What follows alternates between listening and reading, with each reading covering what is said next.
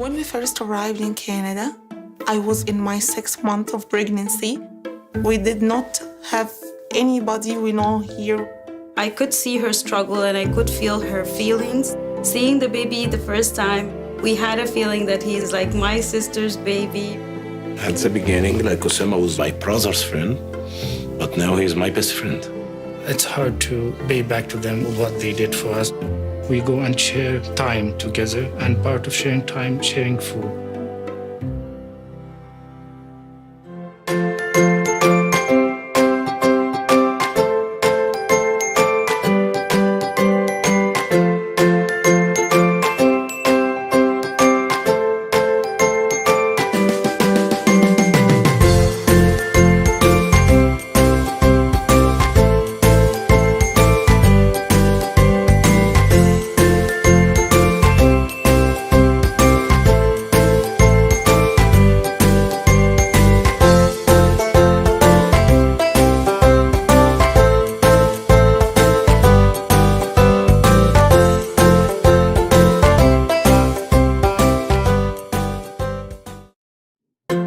Hi, everybody. So today's workshop is going to be about creating characters that people are going to care about.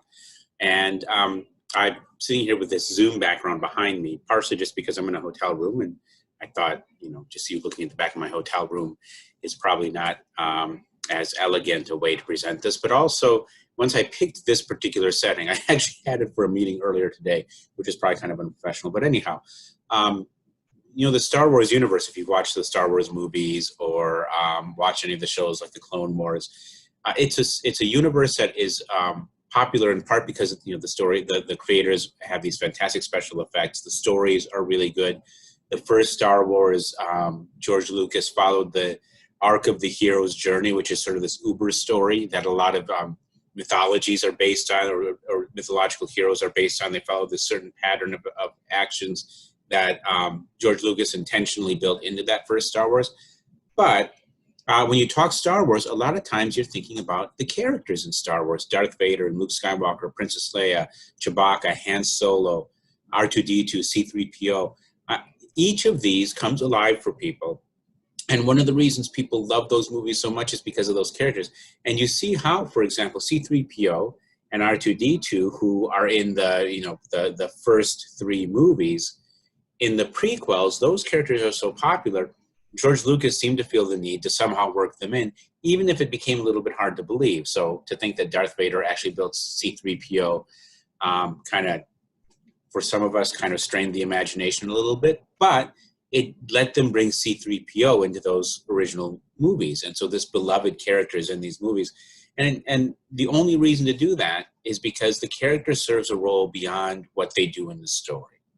Right? There's something about those characters that makes readers really, really feel attached to them.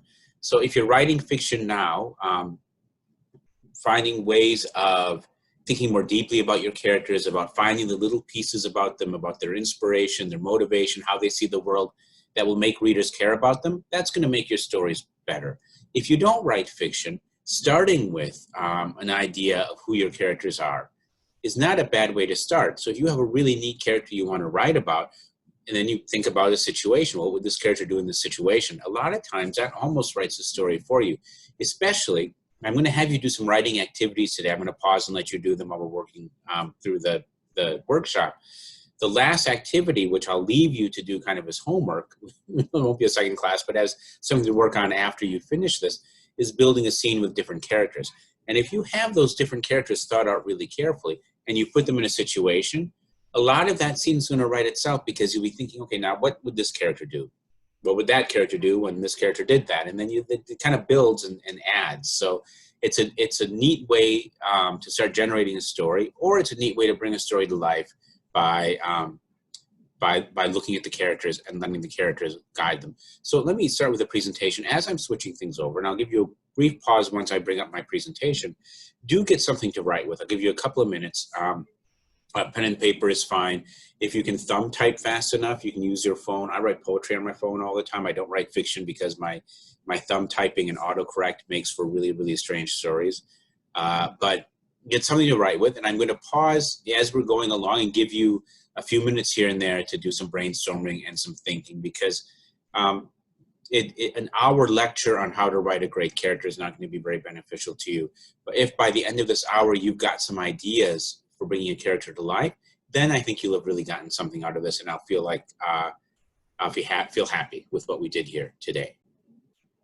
So the presentation is called Characters We'll Care About, and I just want to point out one little thing about this. The fact that the word care, it's spelled wrong, so don't correct me with that. The word care is in character. And that has nothing to do with the origin of the words or anything like that, but just for our purposes, it's something worth thinking about.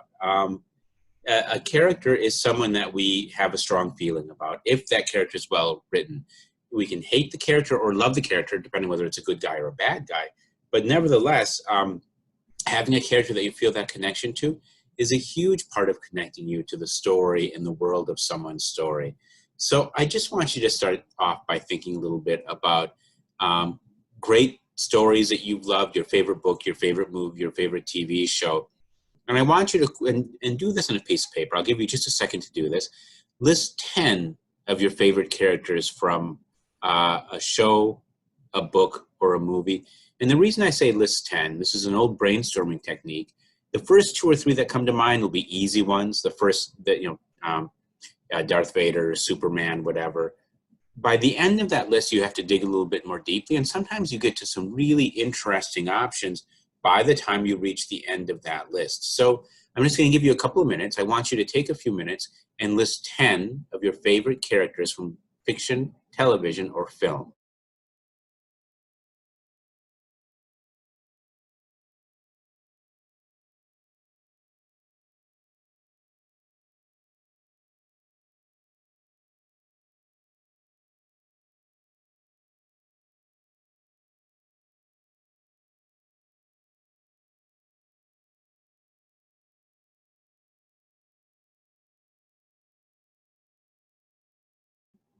Okay, got it?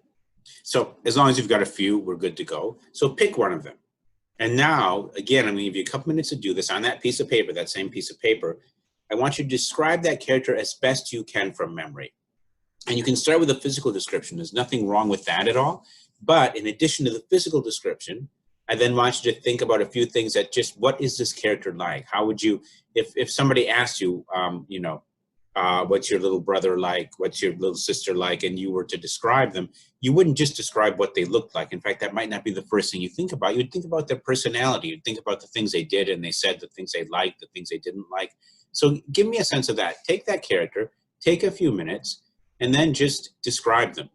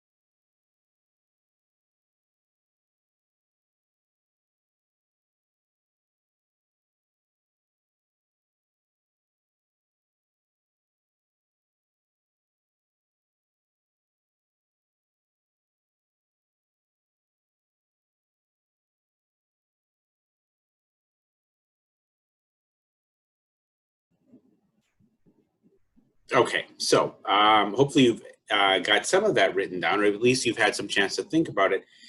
here's what I want you to think about. And I'm going to give you a few examples of some of my favorite characters. I can bring my image back in here again. I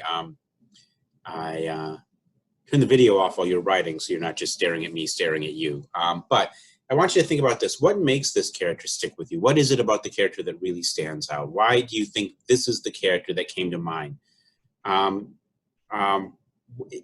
sometimes it's not just the character themselves, but there's something in that character that connects with you personally. And I'll tell you, you may get a favorite character. Like I'm going to use Spider-Man as an example in just a second. When I was a kid, I loved Spider-Man. Now, part of the reason I love Spider-Man was because I was such a geek that I really, really saw myself in Peter Parker. Okay. Well, yes, you could say, well, the character might not be good, but Ray likes Peter Parker because he was also a geek. But the character is written in such a way that there's that sort of specific characteristic for someone to connect to. If that character weren't written that completely, if we didn't have a sense of who Spider-Man was when he wasn't out fighting crime, or even as he's fighting crime, because we hear Peter Parker and Spider-Man all the time, if that wasn't built into the character, then that wouldn't have been there for me to connect with. And this is why we all have favorite characters, that there may be somebody that I love as a fantastic character, and you could care less about them, or vice versa. Because a lot of times, if the character is well crafted, there's something in that person that we see in ourselves. So I'll give you a couple examples of some of my favorites. So Darth Vader is one of my favorite characters. And it's not because he's awesome and looks cool and does a lot of really cool stuff, although that's part of it. But I'll say this, in the first Star Wars movie, the character I liked most was Luke Skywalker. I saw myself in him because he was, again, this sort of goofy guy, kind of plucked out of nowhere, and then he makes something really great of himself. Darth Vader in that first movie was just the bad guy. So he was a really cool character, but I can't say that I really felt connected to him after that first movie. What connected me to Darth Vader? Well, the first little piece of it was in the third movie, the third of the original trilogy, when when Luke saves Darth and he takes off his helmet and you see there's a real person there. That starts to give you a sense that there's more to this character than just the bad guy arc we've seen in these three movies. And then when you get into the prequels, and I hope some of you saw Star Wars, if you didn't, I have one more example coming up, so, bear with me. But in the prequels, then we get to see what made Darth Vader, and we see Anakin Skywalker as a human being who had certain things happen to him and who responded to life in a certain way, and eventually, through what happens in his life, he becomes this character.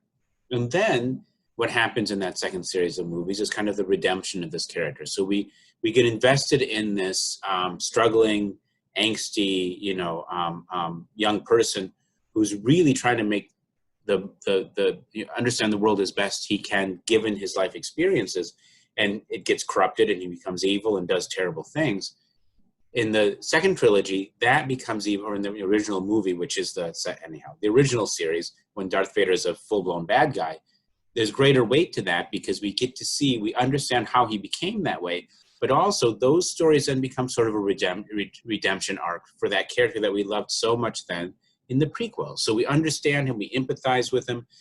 Like us, he does bad things and makes mistakes and things like that. Now, we don't make quite as bad mistakes as Darth Vader made, hopefully. But by the end of it, he redeems himself. And we like to think that when we make a mistake, we're going to be able to redeem ourselves. So in the way that character was crafted over the whole arc of his life, he's a fantasy character, a science fiction character. He's very unlike us. Which one of us is a Jedi? Which one of us is a Sith or whatever? So as much as he's an exaggerated version of us, there's a very human story arc there. And it's that human story arc that we can connect with. And I would say Spider-Man is an even better example of this. And I go with Spider-Man. Like I said, I loved Spider-Man. He was my favorite character in the comics when I was a kid. And one of my favorite movie series from the Marvel series, especially the more recent Spider-Man movies, I've liked very much. What makes Spider-Man such a good character? Well, I'm going to look at these characteristics of what makes a great character, and then I'll talk about them in light of the character of Spider-Man. So as I go through these, think about that character you thought about. How do they apply to that character? First of all, depth and breadth. In other words, the character isn't just one thing. So in the first series of movies, Darth Vader is kind of one thing. He's this big, bad, scary guy who breathes a lot, right? Spider-Man could seem to be just one thing if we only saw him in his battles, right? This kind of wisecracking superhero who eventually always comes out on top or usually wins, you know, at least in his superhero persona. That wouldn't be enough for us to stay connected to that character. Those things aren't interesting enough to make us care for them. So we might watch a Spider-Man movie and be really excited about the action scenes, but then forget about the movie as soon as it's over with. Or we might watch Star Wars and think, boy, that Darth Vader is really an awful bad guy, and then that's it. And he's only interesting in that we get to see people like Luke Skywalker, like Obi-Wan Kenobi, play against him, right? So he helps us define the characters we care about, but we don't care about him. What both of these characters develop, though, Peter Parker, given his backstory, what happens to his uncle, what happened to his parents, given the struggles he has at school and his day-to-day life and the ways he's trying to deal with those. And then, you know, as the story continues, he's always got these romances that are causing him trouble. One of his arch enemies is one of his best friends. I mean, there are all these things that complicate his life, and he responds to them in ways that are consistent with how we would imagine ourselves in that age, at that age, in that situation, responding. There's a depth and there's a breadth to that character that would be lacking otherwise. Details are really important. Okay, so in Peter Parker's life, we don't just get the sense that you know, he's got this, and I'll say it's a little bit like this with Superman. In fact, Superman, when he's not Superman, is Clark Kent. Clark Kent's kind of a very generic reporter, and especially early, I think some people like DC are gonna be really mad at me now, but especially early on in the comics, there's not a sense of real depth to who Clark Kent is. Clark Kent feels like an alias. Superman's the real person. Clark Kent is the alias. In the situation with Spider-Man, Peter Parker feels like a real person, and he has all the sorts of problems that we see, and we get these little nice details of his life, right? The way he interacts with his Aunt May, for example, the way he interacts with the girls that he's interested in, or his friends at school, or you know, I'm forgetting the name of the guy, the bully that picks on him. There are nice little details about that we then can recognize from our own experience. So plucking out those details is so important when you invent a character, and it's partially physical details, but it's also specific things about their lives. We may have similar situations. We're all Muslim, for example. So there may be things in my life, in my practice, which are exactly the same as they are in your life and your practice, but there are also ways in which we're very different, and there'll be specific rhythms and details to my day that are completely different from the rhythms and details of your day. And it's those things that make you or me great characters, because it's those things that make us different from each other, from other people. A life beyond the story. When you tell a story, you're going to give us a slice of that character's existence, right? But we want to feel like that character existed before the story. We want to feel like the character keeps existing after the story, unless they die at the end, in which case they don't necessarily in the story world exist beyond the story. But also, let's say it's a science fiction story, for example. You want to feel like the big action stuff that's going on, you know, like in Spider-Man, he's fighting the Green Goblin, he's fighting the Lizard, he's fighting the Sandman. We want to feel like beyond that stuff, we want to have faith that there is a Peter Parker life and even a Spider-Man life that goes on outside of that particular story. And then we have the sense that we're dipping into a specific little slice of that character's life. So Spider-Man, we very much have the sense that he has his day-to-day school life. Then when he starts taking pictures, he has his day-to-day life as a photographer on the side and these sorts of things. And the comics will give us glimpses of that, and the movies will give us glimpses of that. But we assume there's a lot more of that going on. And we assume that when, we see those little shots of Spider-Man swinging through the city on patrol, we can imagine there being long nights where he's doing that and nothing happens, right? So there's a life beyond the story. We feel like this person exists beyond what's happening right in front of us, and then a life beyond what happens in the story. In other words, again, there's a sense that this character is living outside of the events that we are telling about, okay? So let's say the first Spider-Man movie, we get a specific villain introduced, right, the Vulture, and then I know too much of this stuff, and then we get to see Peter Parker fighting them. But we also realize that beyond the things that are happening, not just for Peter Parker, to be honest, all the characters in that movie, including the bad guy, you get a sense that there is a whole day-to-day life, right, beyond the stuff that happens specifically in that, you know, the time covered in those 2 hours, that character is bringing to that moment. And that's one of the reasons that good writing is really important. For scripts, if you ever go into screenwriting, you want to build that into the character, but it's also going to rely a lot on the acting, because if the actor can't give a sense of what they're bringing to a scene, then all the writing in that screenplay could potentially be lost. This is a great quote, and it's from a book I recommend. I use it in my creative writing classes. It's called What If? It's by Anne Bernays and Pamela Painter. And this is a great something to bear in mind as you are crafting a character and introducing the character into your story for the first time. Whenever we meet someone for the first time, we unconsciously, instinctively size them up. Our senses register the look on their face, their clothes, their general attitude, the way they talk to you and other people. We pick up and process scores of clues to their identity in an instant or two, without even thinking about what we're doing or why we're doing it. And I'll think about that. So all this stuff we talked about that the character brings to the story, when we meet a person, we get glimpses of that. Just in the way that they present themselves, their general attitude, how they hold themselves, what they're wearing, what they say, what they don't say. These offer us little clues as to what that person's all about. Now you're starting to see how understanding your character really well, how this will manifest itself in your story, right? Because now you have, okay, this person is like this. This is something they really care passionately about. When we see him or her for the first time in the scene, what little detail can I include that will help convey that, or at least set that up? And it doesn't have to tell us in that moment what that person's all about, but if you give us that detail, as we learn more about that person later on, there's a payoff for the viewer, for the reader.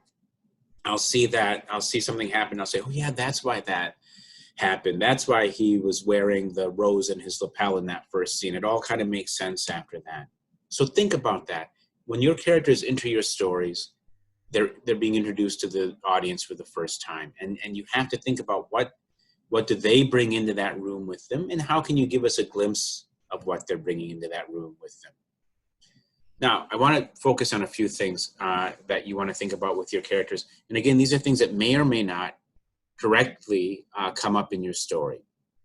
Okay, I'm going to talk about the interior landscape of your character, and this is part of that having a life beyond the story. This is the things that your character experiences, feels, and sees that other characters in that story don't ever see. And I'll talk about that in just a second. Then after that, we're going to talk about conflict, internal and external conflict. Then we'll start working through that worksheet that I mentioned at the very beginning of the presentation. So the interior landscape of your character comes down to the life of that character's mind. And this is a very lame example of this. I'm thinking about cheese, or am I? Now, if I stop talking, what was I thinking about there? You have no idea. Was I thinking about cheese? I'm from Wisconsin. Maybe I was thinking about cheese, or maybe I wasn't. I actually wasn't. I was counting how long I was being quiet so it wouldn't be too long and become awkward. But what does that get at? You look at my face. You have no idea of what's going on inside me, okay? This is something to bear in mind if you want to craft realistic characters. First of all, you may have a point of view character that your readers are they're in their head, so they might know a lot of what's going on. When that character sees other characters, everybody's got their own life, right? So that person's going to have no idea. So if I run into Bob at the Quick Mart and I say Bob was really mad today, I have no way of knowing that if I'm the point of view character. It might be something I see in him that gives that away, but the other characters in my story have to have just a vivid life of the mind as the point of view character, which means that point of view character can only understand them in the ways that we might understand each other. So here's an example. You get all these students are taking a test, right? On one level, they're probably all thinking about the test. But does that mean they're all thinking the same things? Each of them has that interior landscape. Each of them is bringing to this moment something very specific. So maybe the person in the front row, maybe this is the last class that he can fail before he loses his financial aid. And he knows that, and he studied for this test, but now he's panicking because he's too nervous to think straight. And now he realizes that if he fails this test, he may fail out of college completely, and his whole life will be over, right? The young woman behind him might just be thinking about having pizza for supper tonight. Maybe this is easy peasy for her, right? She's breezing through the questions, and she's already thinking about what she's going to do when she gets home. Maybe the guy to her right, your left, or my left, the guy with the yellow t-shirt, maybe he had a fight with a friend that morning, and he's staring at the piece of paper and he's looking upset, and we're assuming that what he's looking at and thinking about and being upset about is what's on that piece of paper. Maybe he's thinking about this argument he had with his friend that morning, or a fight with a parent, or whatever. Every single person in this room brings something specific to it. And this is an important life lesson, to be honest. If you're taking a test like this and you're surrounded by people, or if you're in a class or any situation which you're surrounded by people, you don't know. You don't know what's going on inside of them, and you don't always know what their surface reactions manifest about what's going on inside of them. So our characters, of course, have interior landscapes. The reason we want them to have interior landscapes is because we all have interior landscapes. And there's, is it Aristotle or Socrates who said, each of us is fighting, it might have been Plato, anyhow. So I've seen it on a sign in my office at work, and it's been a while since I've been at my office and work because of COVID. But every one of us is fighting a hard battle, so be gentle with each other is sort of the paraphrase of it.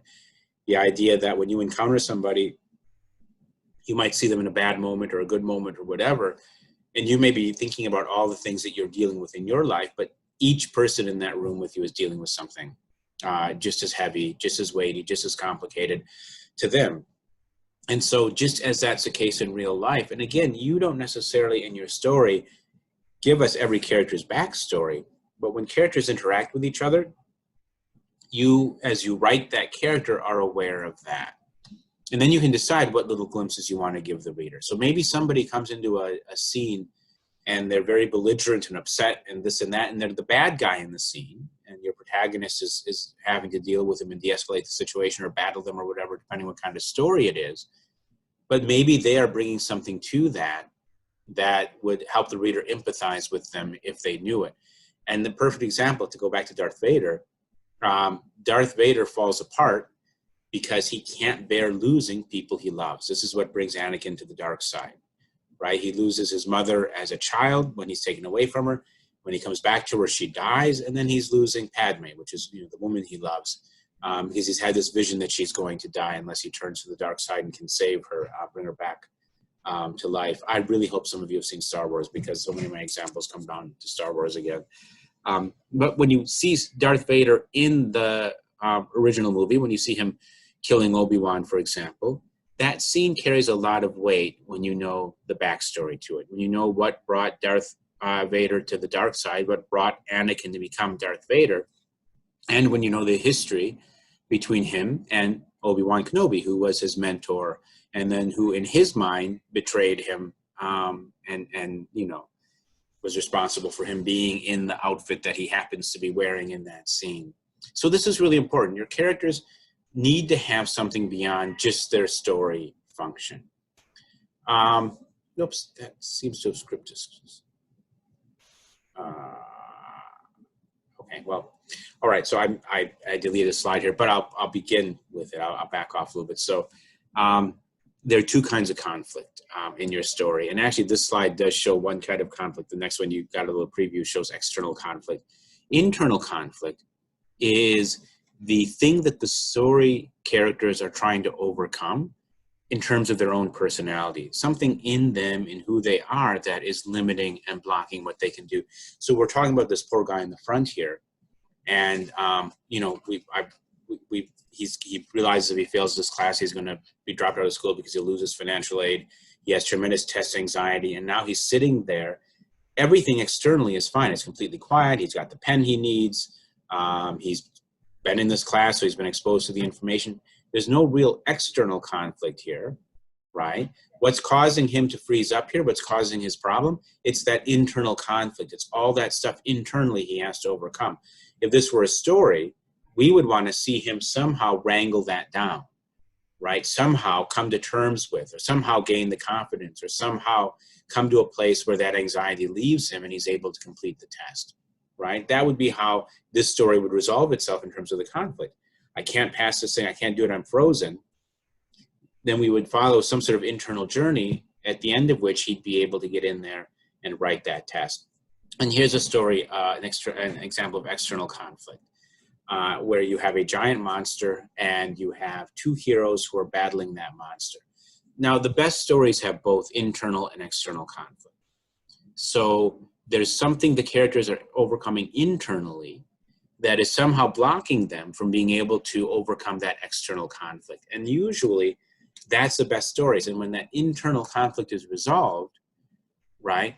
The first Star Wars movie, I'm so sorry, I went back to Star Wars again. First Star Wars movie, when Luke is flying down the trench and he's trying to use a targeting computer and he fires and he misses, and then Obi-Wan comes and says, use the Force, Luke.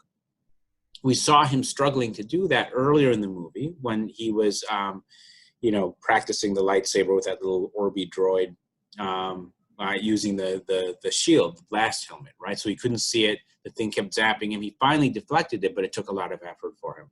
So here at that kind of climactic scene of the movie, we don't know whether he's going to be able to do it or not because he was really struggling. He can't control his emotions. He struggles with controlling his emotions.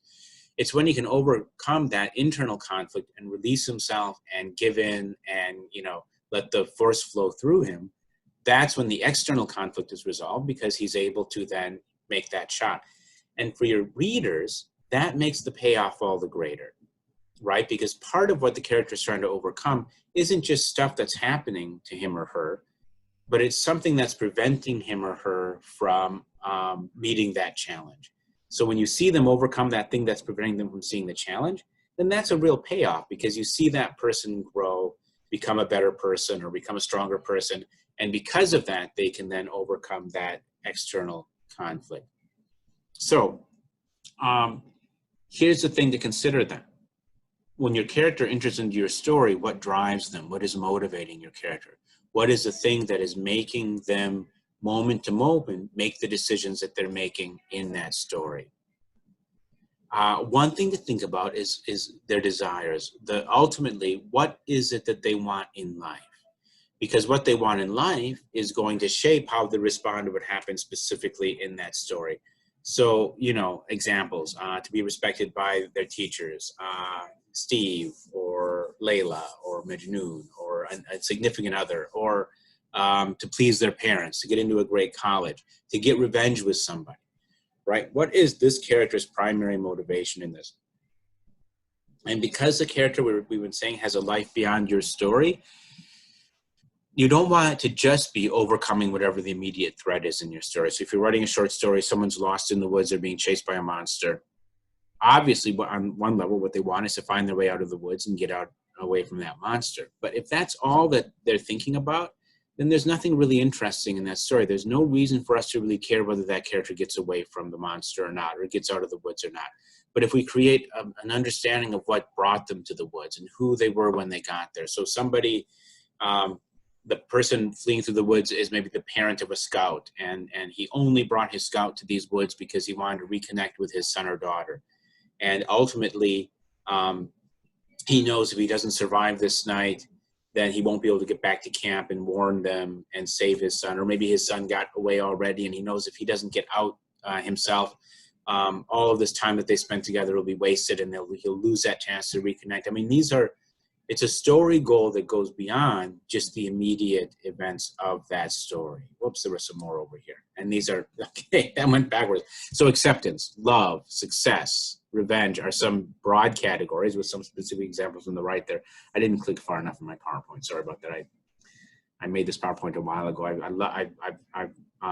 So anyhow, I forgot to do that. So, but these are not the four things that your character gets to choose from either, though. They're examples of the sorts of things, underlying motivations that drive what brought your character to that story and are going to impact what they're going to do throughout. Now, if you're writing a novel rather than a short story, then your character is going to have multiple desires. You will probably still have one main one, okay? Bilbo Baggins in The Hobbit, if you've read The Hobbit, Bilbo Baggins' main goal throughout The Hobbit is to get home again. And really, the Hobbits and The Lord of the Rings are very similar. They want to go back to that simple life. That's what they value. They want things to go back to normal. Frodo and Sam especially, they go on this great quest in The Lord of the Rings, not to defeat bad guys, not to overcome great evil, though that becomes part of it, but to save the Shire, right? They want the Shire to be what it was. And if you've read the books, this isn't in the movie, but if you've read the books, when they get back to the Shire, things have changed, right? One of the bad guys from earlier in the book has found his way to the Shire and begun to corrupt it. And that is kind of that for the hobbits is kind of the ultimate battle. Forget about Sauron, but when they come home and they find their home is no longer what they had been fighting for, right? Their final battle is to restore what was special about the Shire. So you will have that overweening story arc, but then throughout the story, you'll have other things come in. So characters will have subplots, right? There may be a drama with a friend or a romantic interest or something else that doesn't take over the plot and it kind of feeds into the plot. If you watch The Hunger Games, for example, or read The Hunger Games, you have that romantic subplot between Katniss and the two guys. But it is, even though there's that element there, it's not there just for its own sake, because it's as the Hunger Games continue, one of those romantic subplots becomes really intricately bound up in what's happening in the competition itself. So the two kind of go together. So you don't want to distract readers from the main story. You want things to feel connected still, but you don't want a 400-page novel just have a single desire in that character's mind. It's just not realistic. So if you think about your own life, if you're a student, you're working on a degree, so one of your goals is, of course, going to be success in that degree.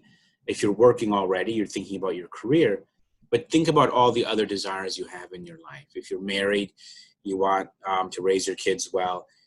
You want to have a happy home life. If you've got parents, you want those to be healthy relationships. Excuse me. If for some reason they're not, you want to make them better again. So even in our day-to-day lives, there are all sorts of things that we are wrestling with that go beyond the main thing we're thinking about right now. And then story role. And the presentation kind of ends with this, and then we're gonna switch over into that worksheet I was talking about. Different characters, especially in novel-length fiction, but different characters in fiction will serve different roles in the story, okay? And that's something important to think about. So for example, in Harry Potter, who's your protagonist? Who's your main character? Well, that's Harry. So if we look at every other character in that movie, we will find a role for them in that story according to what role they play in Harry's life, right? So you've got his best friends and confidants,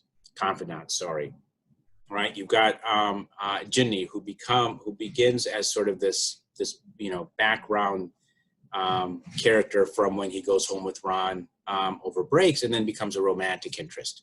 You've got the villains in his life, some of whom later on become good guys. You've got people who have sort of supporting roles. You've got the mentor figure. You've got everyone in this picture. You can think, okay, now what role does this person play in the story based on what role does this person play in Harry's life? So I'm going to give you some examples of some of the types of characters or types of roles characters can play. But one thing I want you to think about really carefully is over the course, especially if you read the books, but I think the movies actually do this reasonably well too. Think about, for most of these characters, how dynamic they are as well. So yes, Harry's our main character, but do we see Ron grow and change? Hermione, does she grow and change over the course of the movies or the books? Ginny, right? Even the bad guys in the movie, do we find out more about what's motivating them as the movies go on or as the books go on? And the answer is yes, of course we do, because these are well-written stories. And a lot of what brings these stories to life for so many people are the skill with which Rowling's crafted her characters, and the fact that even though they play these story roles, they're not completely, they're not people made just to serve these story roles, right? Over time, as the stories advance, we get to learn more about them. And it's really interesting in how she does this, because if you've read the Harry Potter books as an adult, you'll notice that the very first few books are very clearly written for younger children. And as the series goes on, they get more and more sophisticated. In those early books, the characters feel a little bit more black and white. When you have a good character, that feels like a really good character. When you have a bad character, that feels like a really bad character. And as the books go on, we get to learn more about these characters and discover what motivates even the bad characters to be who they are.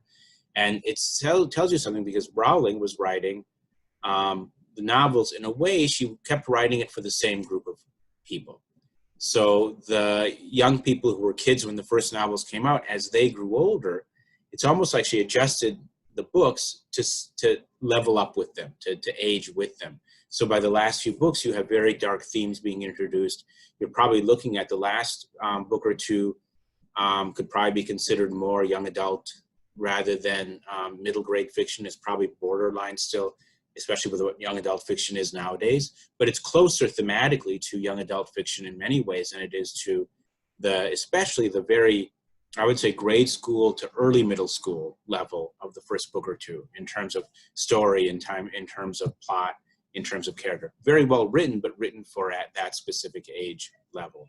Okay, so I'm going to bring up the worksheet, and I'm going to work through some of it with you and give you a chance. Again, we've got about 20 minutes left. I'll give you a chance again as we go.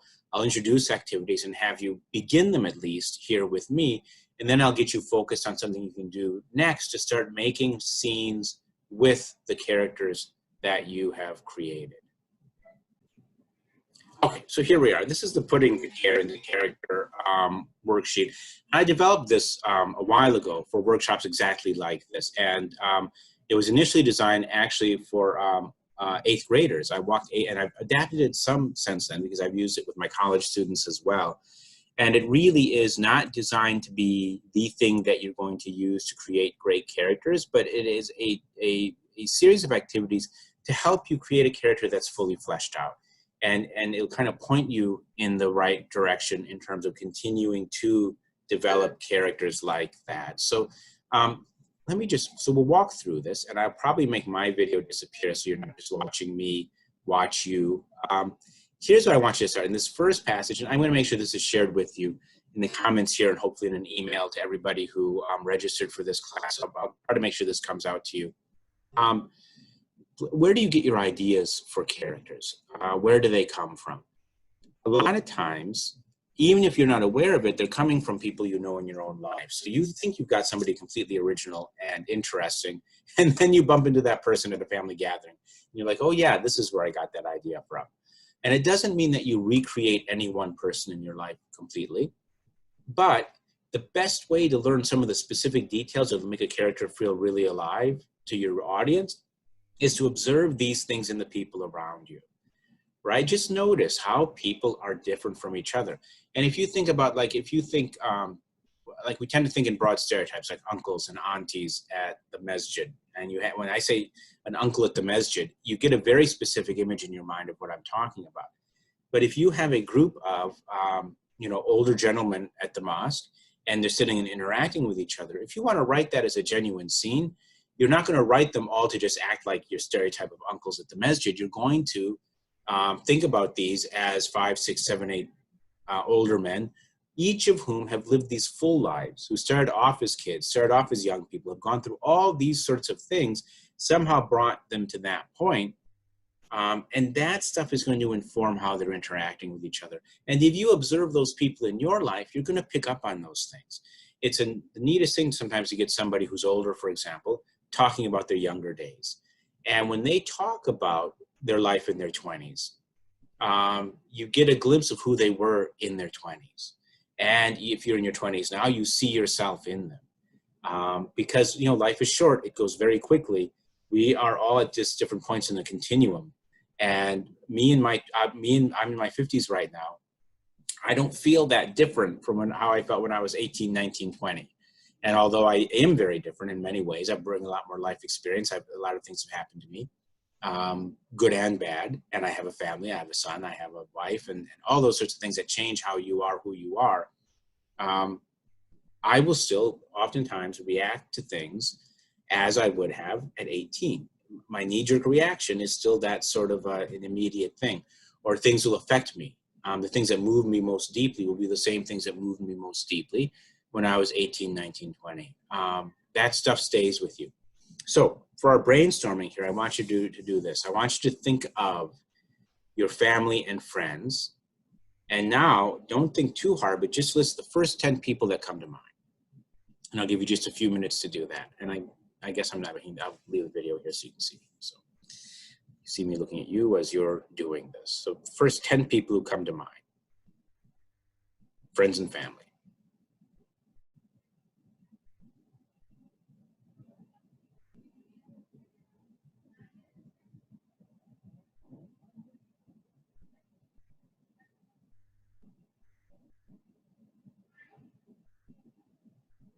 Okay, now leave out your friends and family. Who are the first 10 people that come to mind? And again, list them.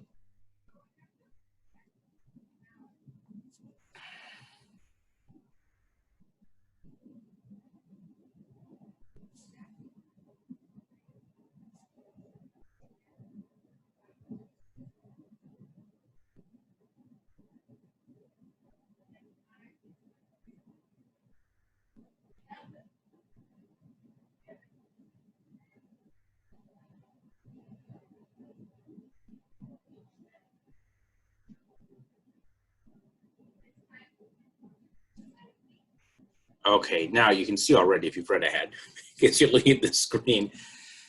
Set aside the first list for now, because that's kind of the easy peasy list. These are people you know really, really well. On the second list, okay, for now we'll just pick one person. Pick one person, and it doesn't have to be the first person on the list. Just skim down the list and just go with your gut. Which person do you feel like writing about? And you just free write about that person. What free writing means is until I say stop, and I'm going to give you a few minutes of this, so it's going to be an awkward silence here. Until I say stop, I want you to just write anything that comes to mind without editing yourself and trying your best not to lift your pen from the page. And I say 10 minutes. I'm not going to make you do it for 10 minutes. We'll shoot for maybe 4 or 5 because we are running up on time here. But just anything that comes to mind and just try to keep writing. And definitely do not edit yourself. And if you feel like you're running off topic, like you're saying something that isn't really that person, go with it, because that might be the seeds of what you start using to create a character that is based on that person, but not that person. Okay, so I'm going to say start, and then you start, and I will tell you when to stop. Until I say stop, you just keep going.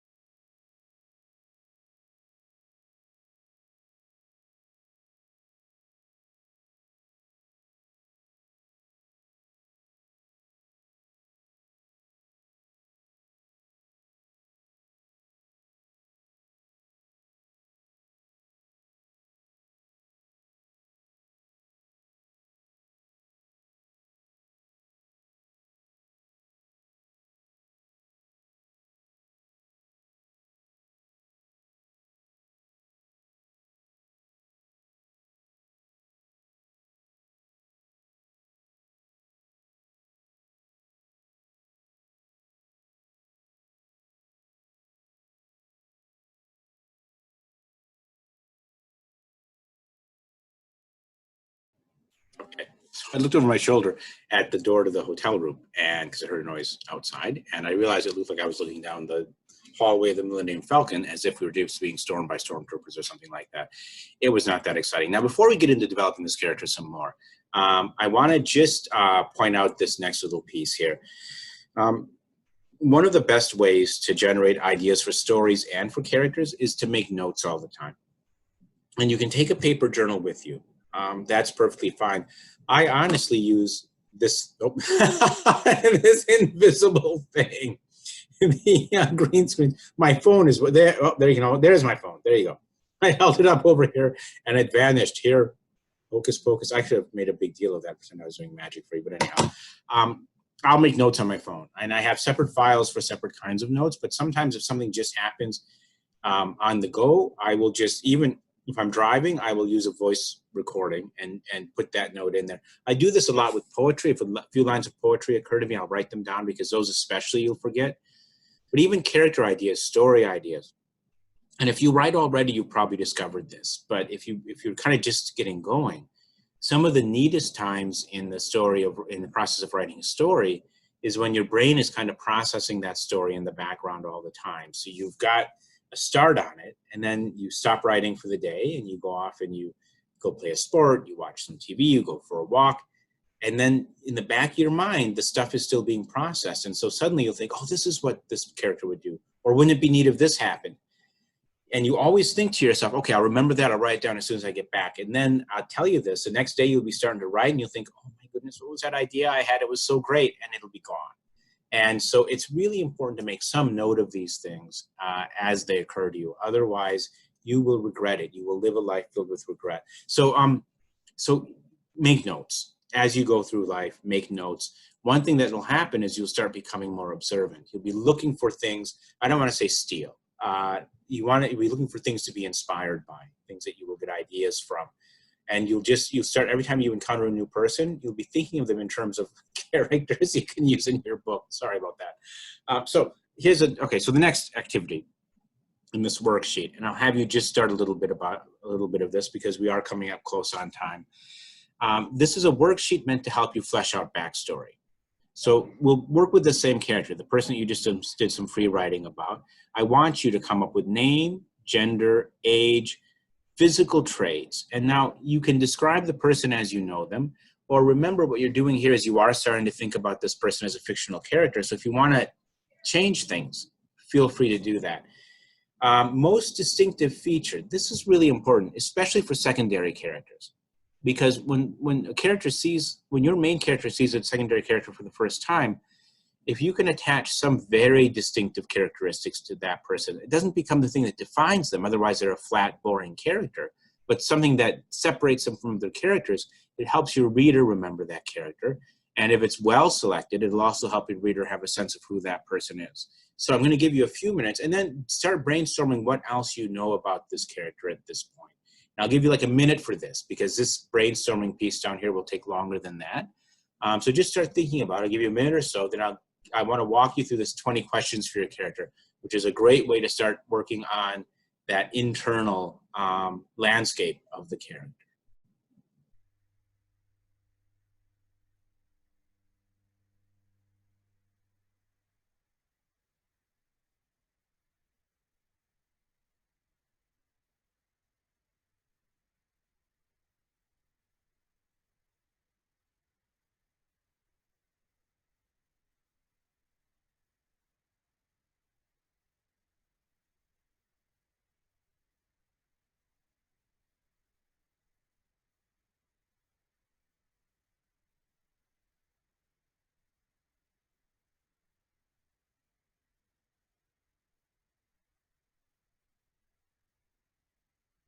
Okay, that was not long enough to do very much, so don't worry about it though. What else you know about your character? At this point, that's just at this stage, you can brainstorm whatever you know about the person at this point. You will learn a lot more about the character though as we begin working through these 20 questions. If you've ever played 20 questions before, it's when you have something in your mind and other people get 20 questions, they get to ask you to try to figure out what you're thinking about. Well, I've taken the number 20 and that's pretty much the only thing like this. It's like that process at all. But these are, again, things that you can use to brainstorm and generate ideas about your character. And look at how, obviously these aren't the things you want to know about your character and you're going to work them all into the novel somehow, or these aren't the only things that you know about your character, but they're questions that will help you think of things that will help you think of things about your character. And I'll give you an example in just a second. So what is your name? What do you like to be called? Right? My name is Raymond Lacina. Raymond to me is what my mom used to call me when she was mad at me when I got in trouble. And so I prefer to be called Ray most of the time. My students sometimes start off calling me Dr. Lacina, and then eventually I'll let them call me Ray as well. I don't really worry about the title that much. But there are people, so it would tell you something about me. If I insisted everybody call me Dr. Lacina as opposed to Ray, even that small detail, it starts telling you something about the person, right? Somebody's very conscious of title and they want that respect. That's one kind of person. Somebody says, yeah, just call me Ray, even though they still got the title. That's another kind of person. And it doesn't make either better than the other, but they're two people who view what they've done differently and view how they interact with other people differently. Where do you work? What do you do? What are you doing today? Now that's interesting. Even though this might not be in your story, you ask a character, what are you doing on this particular day? What is, and it could be, this is a normal day and so this is what I'm doing, or it could be, this is an odd day and this is the thing that's going to lead up to the story, because stories always happen on odd days, right? The story doesn't happen on our typical day. Our typical day is interrupted by the thing that makes a story. How are you feeling? Right? And again, it's not how do I feel when I'm running through the woods being chased by the werewolf. You feel a certain way then, yes. But think about the emotion that the character brought into that scene or brought into that story, right? I'm afraid I'm losing touch with my son, so I'm taking him on a camping trip that got attacked by werewolves. What am I feeling? Well, I don't want to get eaten by a werewolf, but I probably feel sadness about what's happening with my son. I'm probably feeling guilt for taking him someplace where there were werewolves to attack us. There's going to be more to it than just in this moment I'm feeling this. Where do you live? Describe your apartment, describe your room. All the details that you give in a description of a room, of a character, think about what your room says about you, right? One of the neat things about the, I hate to say this, one of the neat things about that has happened during the pandemic is that because we're Zooming all the time, this is a case where you wouldn't have seen anything about me anyhow because behind me is a hotel room. But you learn something about the background I chose. But more interesting, when you see people on CNN or on news or just in meetings like this, you get to see a glimpse of their lives by seeing what's behind them. And yes, we kind of pose stuff. You will sometimes see somebody sitting like with a guitar over their shoulder, like suddenly you think they're this great musician, when probably it was stuck away in the basement someplace. And then when they created their Zoom space to sit in, they thought, I'll put this here so they'll think I'm sensitive, right? What's in your pockets? What's in your briefcase? What's in the trunk of your car? Now, this is where the contents of that, what's in my pockets right now, if I only have my car keys, then probably I'm just a practical person, or it could be used to imply that, right? And my car keys don't have anything on I don't have my keys with me. So my car keys have, in addition to the car keys on them, there is a little Gimli Lego figurine, which I bought at Legoland when I went with my son a long time ago. My wife and son and I were at Legoland. That small detail tells you something about me, right? I've already confessed to being a geek. So you know I'm into Lord of the Rings and Star Wars and all of that. So that would give you that hint of that even without me telling you that. The fact it's a Lego figure might tell you that the source of it has something to do with a child, right? Or that I'm very childlike myself, and it's probably a combination of the two of those. Okay, so this is a list of things to work through, and you can change this list however you want. I mean, these are not, I didn't pull these out of my great life experience or these great tomes of wisdom. I took some of these from other places. I plugged in some myself, but they're the things that occurred to me when I crafted this. You can think of other things, okay, but what's the key here? Ways of starting to ask questions of your character that make you think about them differently. So if we look at, for example, what was your relationship with your family? Who is your favorite sibling? Why? And who's your least favorite sibling and why? Right? Your favorite sibling, it's this person. The why is what tells me something about who you are, right? What makes you prefer one sibling? Is it an older sibling who took care of you? Is it a younger sibling who always looked up to you? Is it a sibling that was the same age as you who was like you got in trouble all the time? Together, these are the things that start telling me more about you. And more importantly, they start telling you, the writer, about your character. Because this is what you're going to be amazed by when you do these exercises. You will have realms of imagination untapped until you start pushing yourself to explore a little bit. So if you take your time with these sorts of questions, for example, you're going to come up with things that you never imagined you could have come up with, right? Because you will be imagining, if I talk about how, let's say my best friend is a kid, okay? And I think about who that person was and what that person was like, and I invent this character for my character. Then I start thinking about favorite siblings. Maybe there's some contrast or similarity between those two that then tells me something about my character that I never imagined. Okay, so I'm not going to make you do these now. I want to walk through the rest of these activities so you can do them on your own. But that's something, just have fun with that part of it. Just really get a strong sense of your character. You don't try to squeeze everything into your story, right? You don't let the character and the details you come up with take over the story, but you will have a much better sense of your character's choices. And then some of these things may be sprinkled in to bring that character to life for readers. Challenging your character. The external challenge that your character faces is the story problem, the thing that they have to resolve in your story, right? Katniss has to win the Hunger Games. Her ultimate goal to get home to her family, right? But she's got to win the Hunger Games. That's the story problem. That's the external challenge. Now, sometimes the external challenge is the thing that the idea we have when we start the story. If that's the case, that's fine. But if not, I've got an activity here that will help you brainstorm possibilities for that external challenge. Okay, and then the internal challenge is that it's linked to that character's internal landscape, the interior landscape, the life of their mind.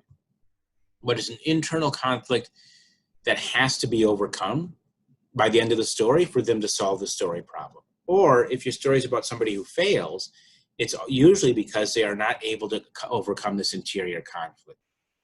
It's relatively rare, especially if you're writing genre fiction like fantasy or science fiction or mystery or whatnot. It's relatively rare that somebody overcomes their internal conflict and then fails to overcome the external conflict. Usually if a character fails in a story, it's because they're not able to overcome that internal conflict, okay?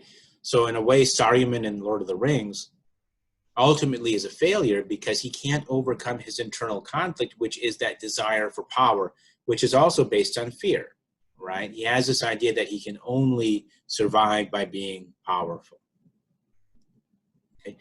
Now, finally, introducing other characters and then thinking about them in terms of their role in the story. So all of these character names describe how these characters relate to your protagonist. What you don't want to do is write stereotypes. So the sidekick in a superhero story, the sidekick is, we think of a certain kind of thing, right? In a way, initially at least, it sometimes felt like R2-D2 was C-3PO's sidekick in Star Wars. In the end, they both kind of become sidekicks to Luke Skywalker, and the world becomes more and more obvious, even more so when they're sidekicks to Anakin in the Clone Wars. I know way too much about Star Wars, sorry about that. But the sidekick is somebody who supports the protagonist, no matter what. If you think about who that person is, what their role is in that person's life, and then rather than just think of them in terms of that relationship, start thinking about who they are on their own as well. That gives you a character that's going to feel fleshed out and real. The idol, someone that the character looks up to and wants to emulate. The enemy is the person who is working against the character's interests. This doesn't have to be a big bad guy, right? The enemy can be someone who loves them very much, right? A parent who has one goal for them, but they've got another goal, right? And so the parent's undermining their desire to be a writer because the parent wants them to be a doctor. Not that that would ever happen. So the enemy is not really an enemy, but it is the person that's working against that character achieving that external story goal. The tempter is somebody who tries to lead the character astray, and this can be a friend. Sometimes our worst influences are friends, right? The person who, when you're studying for an exam, calls up and says, listen, you got to get your sleep, man. You got to go to sleep. And you think, boy, that sounds really sweet right now. You go to sleep and you wake up the next day and you're not ready for the exam, right? That's not a malicious, that's not, kind of satanic tempting. That's not somebody trying to lead you to do a bad thing, but it is somebody who is encouraging you to let your lesser angels guide you. And I am out of time here, so I'll finish this kind of quickly. So those are the characters. Now, here's what I want you to think about. This worksheet will help you develop those a little bit. And here, finally, these are the things, and I think it might be kind of cool if you were to write a scene. I guess we're doing this on a Facebook live stream. If you were to write a scene on this, maybe post it as a comment in response to this video. Just copy and paste your scene into the comments, and I'll duck in and take a look at them, and everyone else who's taking part here can take a look at them.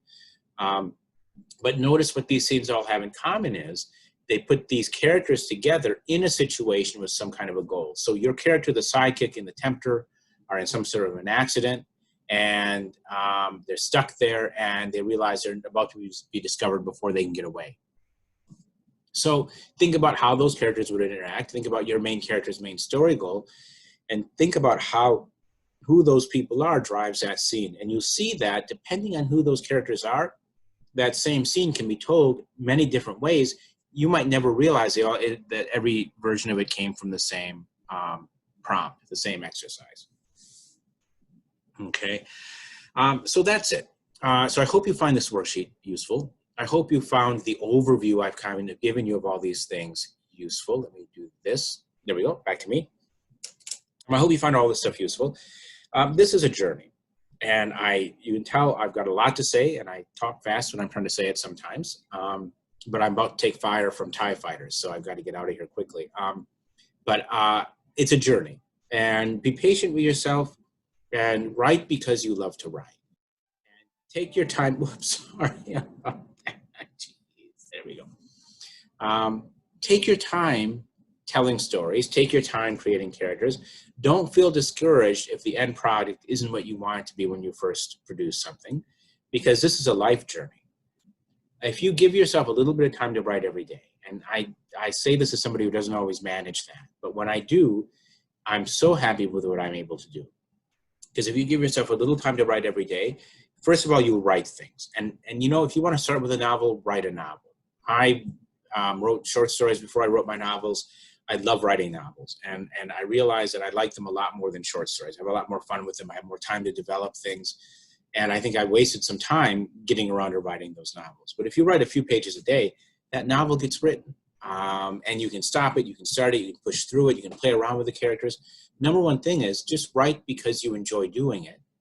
Write the characters because you enjoy spending time with them. They're interesting, you want to see what they do, and just have fun with it. And there is, even if you never publish a word, when you're writing these sorts of stories, and especially if you're trying to make the characters feel fully fleshed out, real, and then give them something meaningful to do, it teaches you about people, and it teaches you about life. You learn from the process of thinking deeply about these things and observing people carefully. And one thing it'll really do, it'll make you empathize with other people more, as does reading.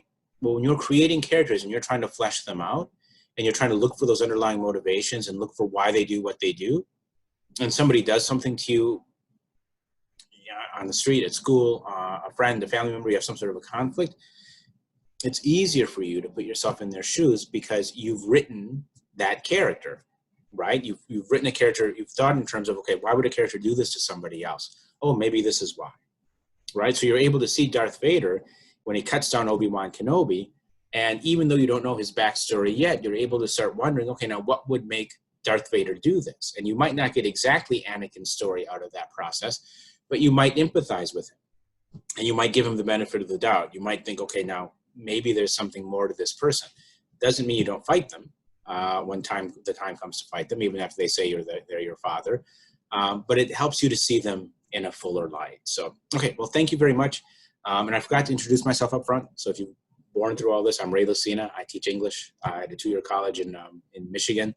And I hope you benefit from this. And I will be watching the comments for this over the next few days just to see if anyone shares anything. And now I'm going down here to stop the recording. There you go. Hi, everybody. And serve the community. You can support us supporting our youth by donating your time, money, and skills. We want to hear your thoughts on how we can provide a space for young Muslims to practice Islam while expressing their creativity and talents so that they can develop a confident Canadian Muslim identity. When we first arrived in Canada, I was in my 6th month of pregnancy. We did not have anybody we know here. I could see her struggle and I could feel her feelings. Seeing the baby the first time, we had a feeling that he's like my sister's baby. At the beginning, like Osama was my brother's friend, but now he's my best friend. It's hard to pay back to them what they did for us. We go and share time together, and part of sharing time, sharing food.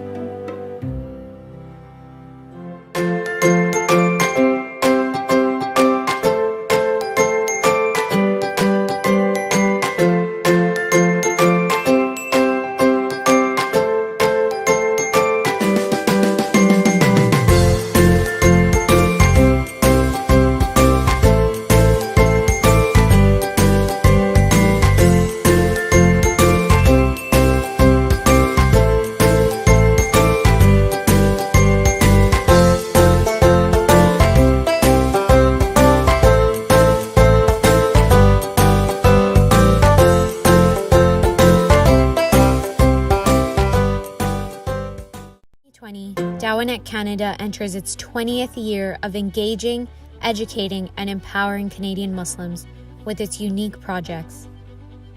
Let's look back at the top 10 impactful initiatives of the last 10 years alone. 1.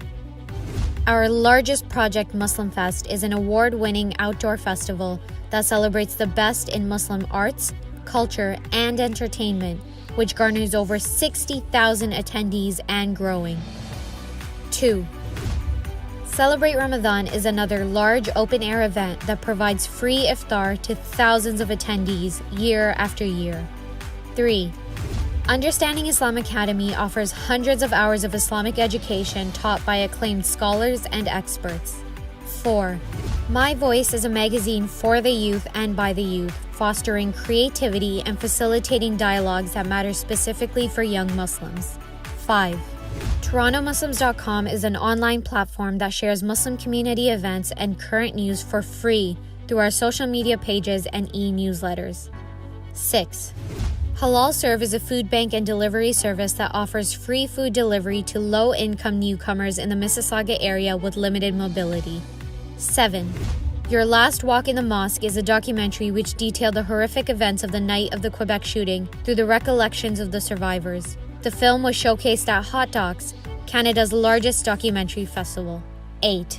Canada Zakat also raised over $400,000 for the families of the shooting victims. A year later, we raised another $400,000 for Ayman Dirbali, the man who saved the lives of many that day by taking several bullets which left him paralyzed. 9. After the shocking van attack in North York, Dawanet partnered with the City of Toronto to help raise money for those affected. The Toronto Strong campaign raised over $1 million. And 10. Our volunteers. We have provided over 4,000 individuals the opportunity to participate in community service through our various projects and events. I got the opportunity to refine my skills. It's given me the space to kind of get in touch with my creative side and also learn about myself. I've expanded my network and met so many new people. I've undertaken new challenges that I never would have taken otherwise. Our vision as we enter the new decade is to continue to build a resilient community by nurturing our youth to become exemplary leaders. Our mission is to inspire young Canadian Muslims to proudly live out their faith and share their heritage and serve the community. You can support us supporting our youth by donating your time, money, and skills. We want to hear your thoughts on how we can provide a space for young Muslims to practice Islam while expressing their creativity and talents so that they can develop a confident Canadian Muslim identity.